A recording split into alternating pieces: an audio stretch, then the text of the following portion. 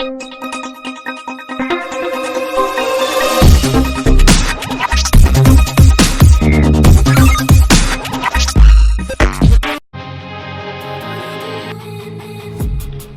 dreaming on in my head like I've seen it. A life worth living is a life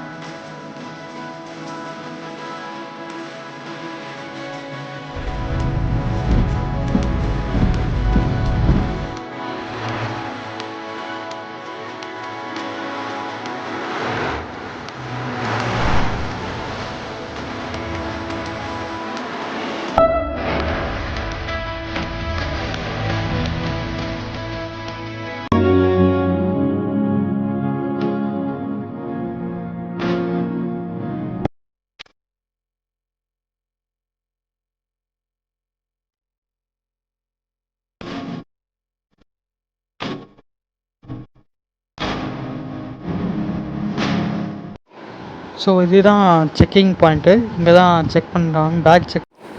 so இதுதான் checking point. இங்கே தான் check பண்ணுறாங்க back check பண்ணி மேலே அனுப்புவாங்கன்னு தெரியுது பாருங்கள் ஸ்டெப்ஸு. ஸோ அது மாதிரி தான் ஏறி போகணும்.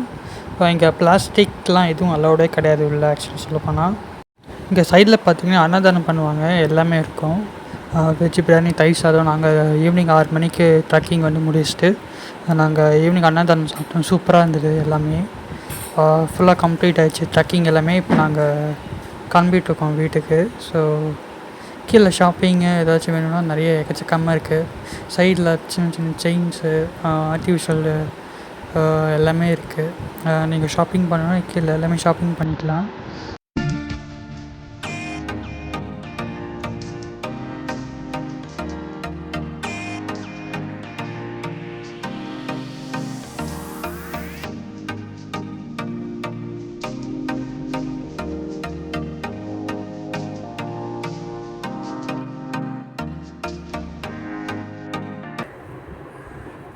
Hi hello guys.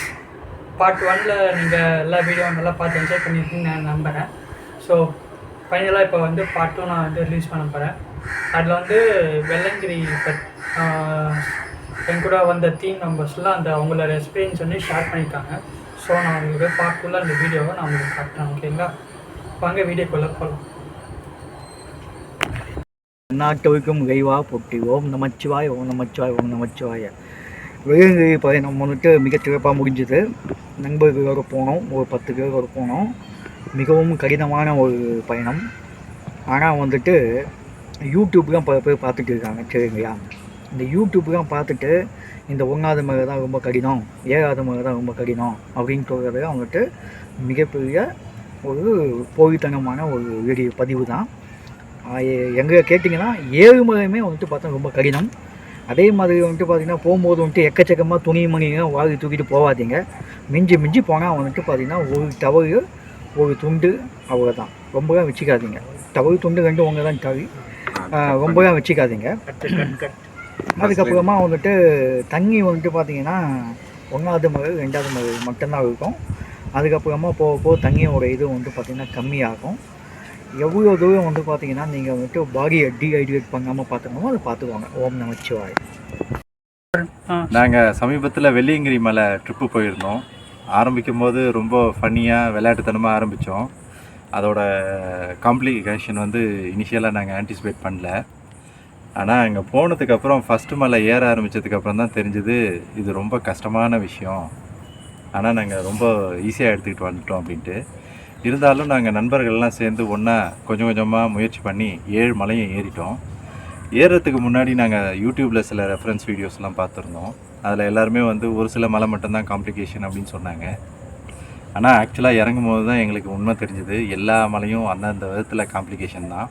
அது படியாக இருந்தாலும் சரி, மண் தரையாக இருந்தாலும் சரி, அந்தந்த விதத்தில் அதோட காம்ப்ளிகேஷன் இருந்துட்டு தான். நைட் ட்ரெக்கிங் எப்படி இருந்துச்சு? நைட் ட்ரெக்கிங் வந்து கம்பேரிட்டிவ்லி ஈஸி. நான் ஃபஸ்ட் டைம் போகிறவங்களுக்கு ரெக்கமெண்ட் பண்ணுறது வந்து பகலில் ஸ்டார்ட் பண்ணுறதை விட நைட்டில் ஸ்டார்ட் பண்ணிங்கன்னா உங்களுக்கு ஈஸியாக இருக்கும்.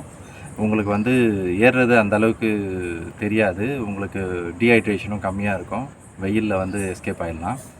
ஆனால் நீங்கள் பகலில் ஏறினீங்கன்னா பயங்கரமாக டீஹைட்ரேஷன் ஆகிடும், உங்களுக்கு வாட்டர் ரிசோர்ஸும் கம்மி தான் மேலே. அதனால் வந்து அது பார்த்து பிளான் பண்ணிக்கோங்க உங்களோட வசதி எப்படி இருக்குன்ட்டு. அண்ட் மோர் ஓவர் முடிஞ்ச அளவுக்கு ரெஸ்ட் எடுத்துகிட்டு நீங்கள் நல்லா தெளிவாக ஏற ஆரம்பிங்க, அப்போ தான் உங்களால் கம்ப்ளீட் பண்ண முடியும். அவ்வளோதான், இதுக்கு மேலே எதுவும் சொல்கிறதுக்கு இல்லை. பை. Okay, very good. இது ஒரு வெள்ளையங்கிரி பயணம். எனது நண்பர்கள்லாம் சேர்ந்து வெள்ளையங்கிரிக்கு போகணுன்னு முடிவு பண்ணாங்க. பட் சில தவிர்க்க முடியாத என்னால் வர முடியல. இருந்தாலும் என்னுடைய நண்பர்கள்லாம் சிறப்பாக போயிட்டு நல்லபடியாக சிவனை தரிசிட்டு வந்தாங்க. அது மிகப்பெரிய சந்தோஷம், ஒரு அச்சீவ்மெண்ட் கூட சொல்லலாம். நன்றி.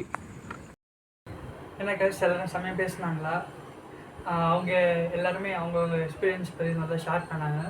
ஸோ நீங்களும் நெக்ஸ்ட் டைம் நீங்கள் போகிறதா இருந்தால் கண்டிப்பாக கிரிப்பான ஷூ கண்டிப்பாக தேவைங்க. அது இல்லைன்னா உங்களால் மேலே ஏற முடியாது. ஸோ கிரிப்பான ஷூ ரொம்ப ரொம்ப ரொம்ப முக்கியம் உங்களுக்கு. அது இல்லைன்னா உங்களால் மேலே ஏறவே முடியாது.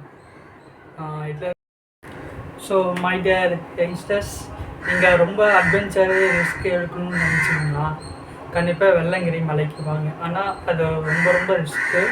பட் அட்வென்ச்சர்னால் அது கொஞ்சம் ஜாலியாக இருக்கும், பசங்களோட ஜாலியாக போகிறது. ஸோ அட்வென்ச்சர் பண்ணுறது முக்கியம் கிடையாது, பத்திரமாக போய் சேஃபாக வரணும். ஸோ அதுதான் ரொம்ப ரொம்ப முக்கியமானது. ஃப்ரெண்ட்ஸ்க்கு ஜாலியாக போங்க, எல்லாம் பண்ணுங்கள். பட் கூட எப்போயுமே ஒரு பக்கத்தில் ஒரு பார்ட்னர் இருக்கணும், நம்ம கை பிடிச்சி போகிறதுக்கு. ஸோ சப்போர்ட்டிவாக ஒரு பார்ட்னர் நமக்கு தேவை அந்த மலைக்கு, ஓகேங்களா? ஏன்னா மேலே பார்த்தீங்கன்னா எல்லா சிக்னல்ஸுமே கட்டு, எந்த ஒரு சிக்னலும் வேலை செய்வாது ஃபஸ்ட்டு. இந்த இப்போ நாங்கள் போகிற மலைக்கு கூட எங்களுக்கு கூட கான்டாக்ட் பண்ணுறதுக்கு ஒரு ஃபோன் காலோ கான்டாக்ட்ஸோ ஸோ எதுவுமே எங்களால் பண்ண முடியாது. ஒருத்தர் மிஸ் ஆனால் கூட எந்த டீம் எங்கே இருக்காங்க கூட எங்களுக்குள்ளே கம்யூனிகேட்டே பண்ண முடியாது. ஸோ முடிஞ்ச அளவுக்கு நீங்கள் ட்ரக்கிங் இருந்துச்சுன்னா குரூப்பாக வாங்க. அட்லீஸ்ட் பார்ட்னராக பார்ட்னர் 2 பேராச்சும் முக்கியம். ஏன்னா ஒருத்தர் முன்னாடி போயினா கூட பின்னாடி வரவங்களுக்கு